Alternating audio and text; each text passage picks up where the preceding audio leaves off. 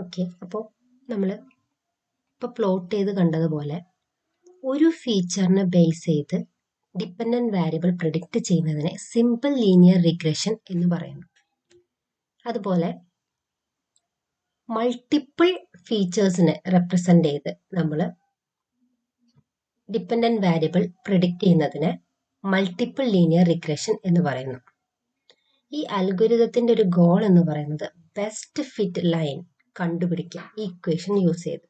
Single feature ആണെങ്കിൽ y=mx+c എന്ന ഇക്വേഷനും, മൾട്ടിപ്പിൾ ഫീച്ചേഴ്സ് ആണെങ്കിൽ അതനുസരിച്ച് ഈ ഒരു ഇക്വേഷൻ എക്സ്റ്റെൻഡ് ചെയ്യുകയും ചെയ്യുന്നു. ഇനി ലീനിയർ റിഗ്രഷൻ അൽഗോരിതത്തിൽ വരുന്ന സ്റ്റെപ്പുകൾ.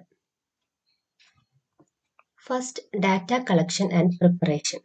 ഫസ്റ്റ് നമ്മൾ ഡാറ്റ കളക്ട് ചെയ്യണം. ഇൻപുട്ട് ഫീച്ചേഴ്സും അതിൻ്റെ കറസ്പോണ്ടിങ് ലേബൽ വേരിയബിൾസും കൂടി, അതായത് ടാർഗറ്റ് വേരിയബിളായ എക്സും ഇൻഡിപെൻഡൻറ്റ് വേരിയബിളായ എക്സും ടാർഗറ്റ് വേരിയബിളായ വൈയും നമ്മൾ മെഷീൻസിന് പാസ് ചെയ്യണം. അപ്പോൾ അതിന് ആദ്യം ആ ഒരു ഡാറ്റയെ കളക്ട് ചെയ്യണം. ഡാറ്റ പല ഫോർമാറ്റിൽ നമുക്ക് അവൈലബിൾ ആയിരിക്കും. നമുക്ക് ഡാറ്റാ ബേസിൽ നിന്നോ വെബ്സൈറ്റിൽ നിന്നോ അങ്ങനെ പല സോഴ്സിൽ നിന്നും നമുക്ക് ഡാറ്റ കളക്ട് ചെയ്യാൻ പറ്റും. ആ ഡാറ്റ പല ഫോർമാറ്റുകളിൽ അവൈലബിൾ ആയിരിക്കും. ഒരുപക്ഷെ അത് CSV ഫയലായിരിക്കാം, എക്സൽ ഫയലായിരിക്കാം.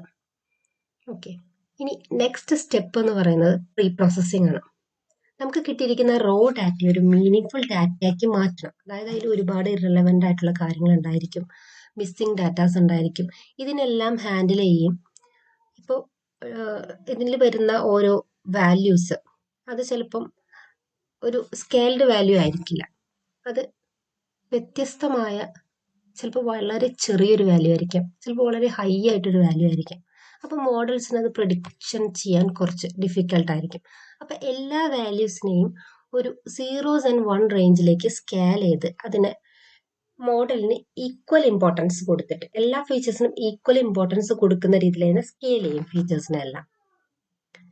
എന്നിട്ട് ഡാറ്റ സെറ്റ് ഫുള്ളായിട്ട് ക്ലീൻ ചെയ്ത് മോഡലിന് കൊടുക്കാവുന്ന രീതിയിലേക്ക് ക്ലീനായി കിട്ടിക്കഴിഞ്ഞാൽ നമുക്ക് ഡാറ്റേനെ സ്പ്ലിറ്റ് ചെയ്യണം.